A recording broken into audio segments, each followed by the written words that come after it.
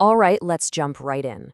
We are looking at one of the most important, most fiercely competitive industries on the entire planet right now. And this isn't just about your phone getting a little faster. No, no. This is a full-blown global battle for who controls the future of technology itself. You know, this quote from Henry Ford just absolutely nails the spirit of the chip industry in 2025. It's a world where talk is cheap. All the promises and roadmaps in the world mean nothing. It's all about one thing: execution. Can you actually build the thing and ship it? That's all that matters. So let's be real. AI isn't some futuristic buzzword anymore, right? It's here. It's basically the new industrial revolution, a fundamental layer of our economy. It's powering pretty much everything we do, from the little assistant in your pocket to the massive, globe-spanning data centers. And here's the thing. That whole revolution, it runs on some seriously specialized silicon. And the handful of companies that can actually design and build these incredible chips, well, they're at war. And I don't just mean a friendly business rivalry. We're talking about a bare-knuckle brawl for technological supremacy. Okay, so to really get what's going on in this war, you gotta understand what they're fighting for. Think of it like a massive gold rush. But instead of gold, it's AI. And these companies, they're the ones selling the picks and the shovels. And the demand is just astronomical. You wanna know how astronomical? Take a look at this number, 75,000. That's not for year. That's how many of these unbelievably complex silicon wafers the giant TSMC is trying to churn out every single month. And the craziest part? It's still not enough to keep up with demand. All right, that leads us right into our first major battleground. I'm talking about the nanometer wars. This is the fight to build the actual brains of the AI operation, these incredible logic chips. And victory here is measured in units almost too small to imagine. So you're probably hearing this term nanometer or process node and wondering, what the heck is that? Well, it's actually pretty simple. Just think of it like a new generation of technology. The smaller the number, say 2 nanometers, the more tiny little transistors you can cram onto a chip, and that means it's faster and way more power efficient. In this game, smaller is always better. And this is where the drama really heats up. You've got this classic face-off. In one corner, you have TSMC. They're the reigning champ, the undisputed king. Their yields are better, which basically means they get more good chips out of every single wafer. But in the other corner, you've got Samsung, the hungry challenger.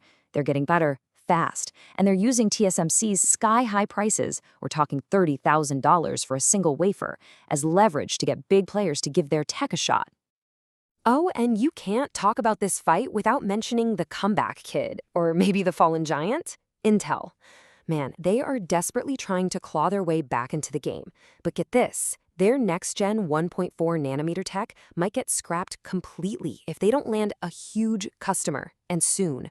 The stakes for them are literally do or die. Okay, so having the fastest processor is great, but what good is a genius brain if it's starved for data? It's like having a supercar engine with bicycle wheels. That's why our second battleground is all about feeding the beast. We're talking about the war for high-performance memory. And the magic ingredient here is something called HBM, high bandwidth memory, and rocket fuel is the perfect way to describe it. See, instead of laying memory chips out flat, side by side, HBM stacks them up, one on top of the other. It creates this massive, multi-lane superhighway for data to just pour right into the processor. It's a total game changer. And if you want to see just how much of a game changer it is, look at this. This is nuts. A company called SK Hynix went all in on HBM early, betting it would be huge for NVIDIA's AI chips. And they were right.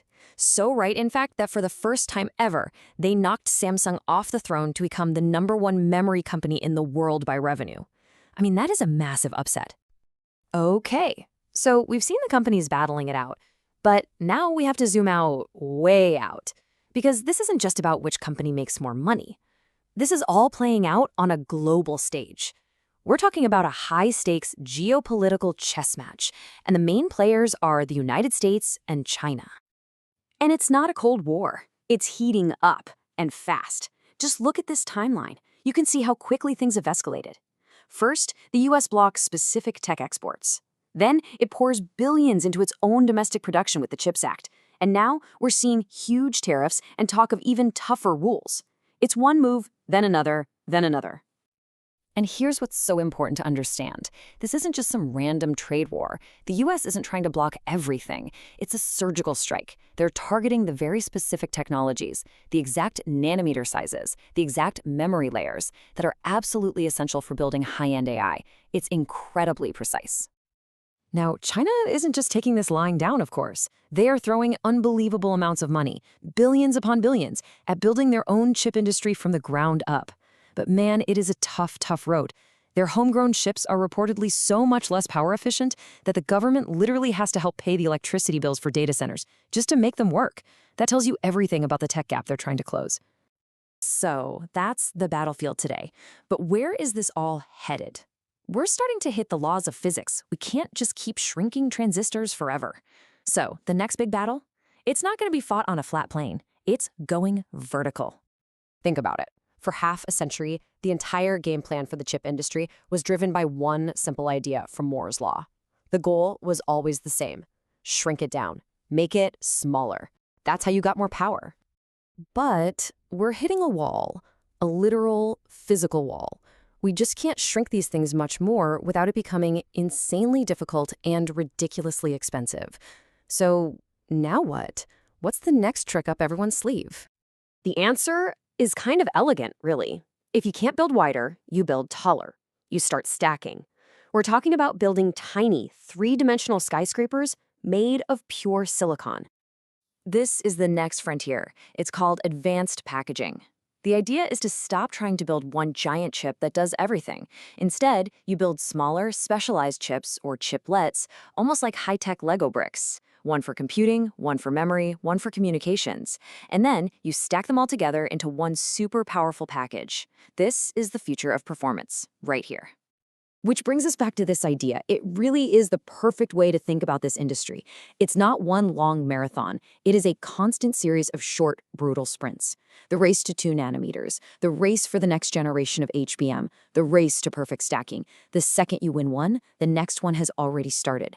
And today's champion can easily be tomorrow's underdog. The only real question is, who's going to win the next race?